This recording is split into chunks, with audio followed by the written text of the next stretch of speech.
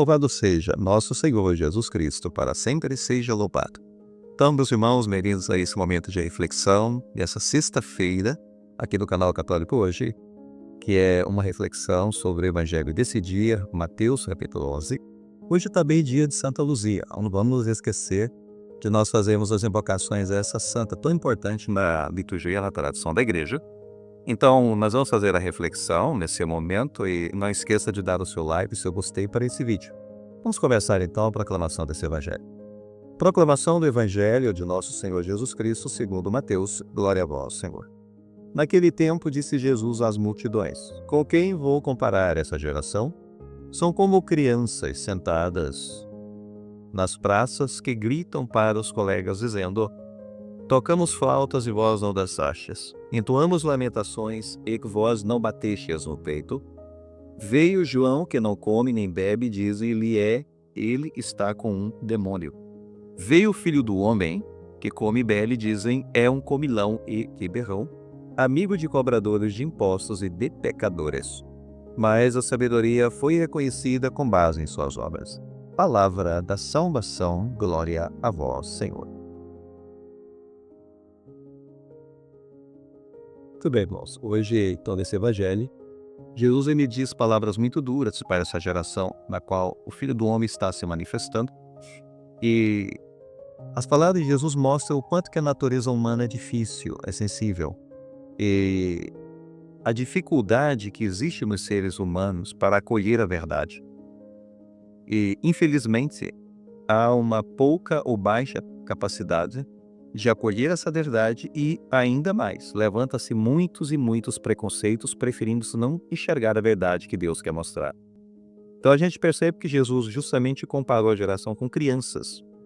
Por que comparar a geração com crianças? A gente sabe que as crianças brincam, mas as crianças elas são inconstantes, elas não levam nada muito a sério. Então, elas mudam o tempo todo de opinião, elas não estão satisfeitas. Não importa as atitudes, as ações que faça para elas, elas estão sempre mudando com grande inconstância. Jesus chamou essa geração, portanto, como geração de meninos inconstantes. Ou seja, a maneira como eles reagem, a figura de Jesus e a figura de João Batista são completamente diferentes, demonstrando a inconstância. Por exemplo, Jesus cita João Batista aqui nessa passagem. João Batista tinha uma vida muito austera, era um profeta do deserto. Ele trazia uma mensagem de arrependimento para aquela geração e ele foi visto pelos fariseus por aquele tempo quase como que uma pessoa possuída pelo demônio. Ou seja, ele era uma pessoa que contrastava demais com a figura do Messias triunfante. Então eles tinham uma figura na cabeça sobre como deveria ser o Messias e já descartava João Batista porque ele era meio esquisito para ser esse Messias, ou seja, o preconceito. Fica bem claro que é um preconceito com relação ao jeito ou à figura de João Batista se apresentar. Isso nos faz pensar, infelizmente, sobre os nossos preconceitos também, que nós levantamos nos relacionamentos com as pessoas. Ficam os preconceitos e a gente não penetra a essência, não conhecemos as pessoas no seu coração. Infelizmente, é a dura realidade, não só daquele tempo, mas até hoje. E depois, aparece a figura de Jesus, que é bem diferente da figura de João Batista.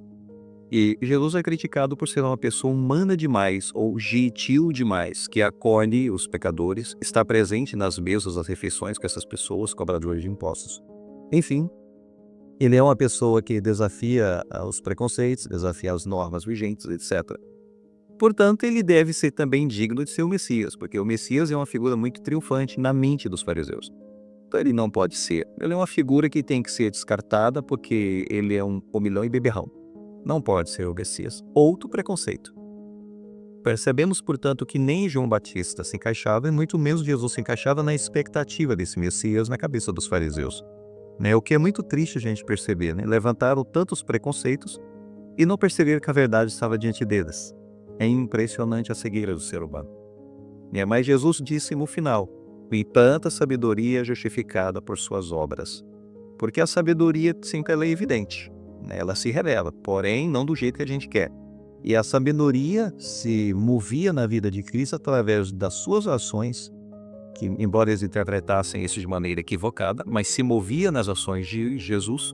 E a sabedoria se movia nos frutos também, porque Jesus fazia milagres. Eles não podiam negar os frutos.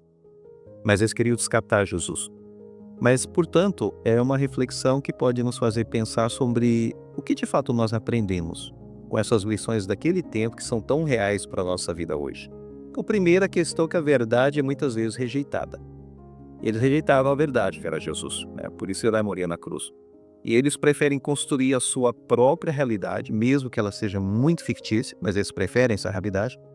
Preferem os seus próprios preconceitos, ficarem fixados nos preconceitos, nos seus próprios desejos, e não têm vontade real de mudança para ver e perceber o que Deus está mostrando. Portanto, a verdade é rejeitada. E isso é uma coisa que a gente tem que pensar hoje em dia na nossa própria vida. Depois a questão das obras, o quanto elas são importantes. As obras são importantes, porque Jesus Cristo realizava tantas e tantas obras e sinais, eles não podiam negar isso. Embora muitas vezes tentaram até atribuir ao demônio, é pelo dedo de Satanás que ele expulsa, né, os demônios. É um absurdo. Pecado contra o Espírito Santo. Negar as obras que não podem ser negadas de fato, são evidentes. Então é uma reflexão de fato sobre a questão da fé. Nós temos que ter uma fé com obras, sem dúvida, com ações concretas, atitudes positivas. Depois a gente precisa aprender aqui a necessidade do discernimento. Se eles não tiveram o discernimento para perceber quem era João Batista e também quem era Jesus, isso é um alerta para nós. Temos que ter o discernimento na nossa vida espiritual cristã para perceber aquilo que é verdadeiro e aquilo que é falso. Porque Deus ele vai se mover dentro das circunstâncias da nossa vida, das realidades da nossa vida. E ser humilde, porque a gente não sabe tudo, a gente não enxerga a verdade 100%. A gente pode errar e equivocar, para isso existe, né? A gente reconhecer o erro, arrepender-se. Enfim, reconhecer-se as limitações, abrir-se para a verdade quando a gente enxerga a verdade. Precisa ter essa capacidade de vir a verdade, voltar-se para a verdade, mesmo quando ela é desafiadora. Que Cristo foi um desafio para a interpretação deles. Foi um grande desafio, mas e para a nossa fé? Será que a gente não está sendo desafiado também? Muito bem, pensemos nisso e nos perguntemos como nós reagimos diante das situações que nos desafiam. Somos humildes? A gente persevera na descoberta da verdade? Ou a gente prefere ficar nos nossos preconceitos? Vamos pedir a Deus a bênção nesse dia, por intercessão de Santa Luzia, para que essa Marte possa também nos ajudar com a sua intercessão a viver nesse mundo com testemunho sincero, testemunho verdadeiro no Cristo vive a nossa vida. Não esqueça de dar um like para esse vídeo, se você gostou, e compartilhar com seus amigos também. O Senhor esteja convosco, Ele está no meio de nós. Abençoe-nos Deus Todo-Poderoso, Pai, Filho e Espírito Santo. Amém. Fiquemos em paz, o Senhor nos acompanhe.